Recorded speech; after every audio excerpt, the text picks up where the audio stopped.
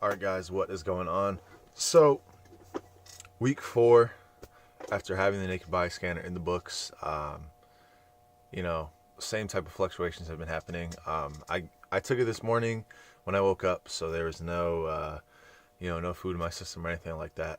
My body weight was up about 2 pounds, I think. And again, I talked about last week how it said my lean mass had gone down, my fat had gone up. Well, that basically, it went back to where it was, and then I added a little bit more lean mass, which seems to be pretty, like, what I was expecting. Like, that's what I said was going to happen. Seems like I have, been consistently, even if it's been slowly, gaining muscle, and, maybe maintaining fat, worst case scenario, but it didn't really seem like I was actually gaining fat. So, yeah, it said my body fat percentage dropped 1.6%, which seems a little crazy, but I think it was more just reverting back to what it was on trend to do, and it was just because, I had been taking it, not on like a full stomach or anything like that, but I was taking it like at just a point in the day that I'd already eaten. So I took it this morning as soon as I woke up. I actually woke up, remembered it, took the scan, and went back to bed. But anyway, yes, body weight was close to 233 pounds. Body fat percentage was, I think it was 17, which seems about right. I don't think that's inaccurate. I think the fluctuations, like between week to week, like me losing or gaining 2%, I think that is inaccurate. But I think the 17 is pretty accurate, measurements and stuff like that. So that's cool. The main thing that I noticed was that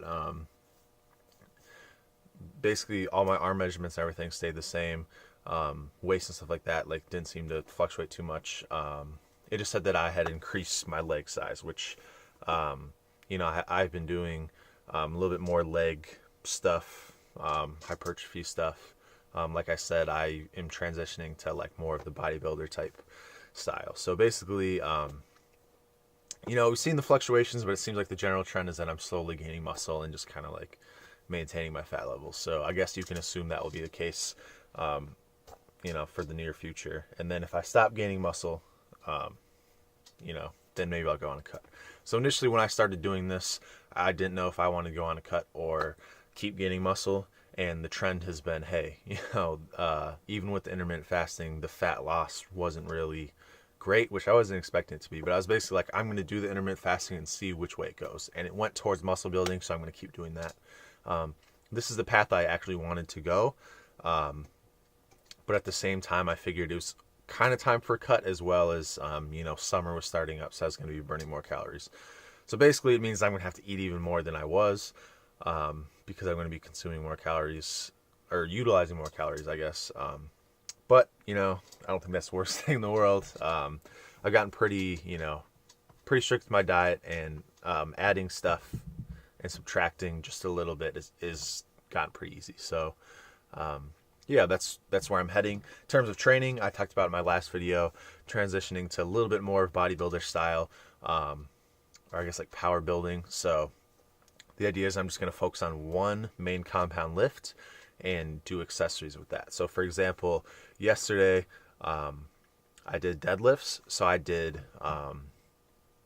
2 sets of 3 to start off my workout. And I supersetted that with like a split jump, which, I've read about that before, and I've done that in the past, where you kind of superset a heavier lift with a plyometric, exercise. So I'm doing that to start off. It's not supposed to be like super heavy or anything like that. It's supposed to be a little bit more like speed work, but it's heavier. Probably in the 75% range, 75% of my max range. 2 sets of 3. And then I go right into my back stuff.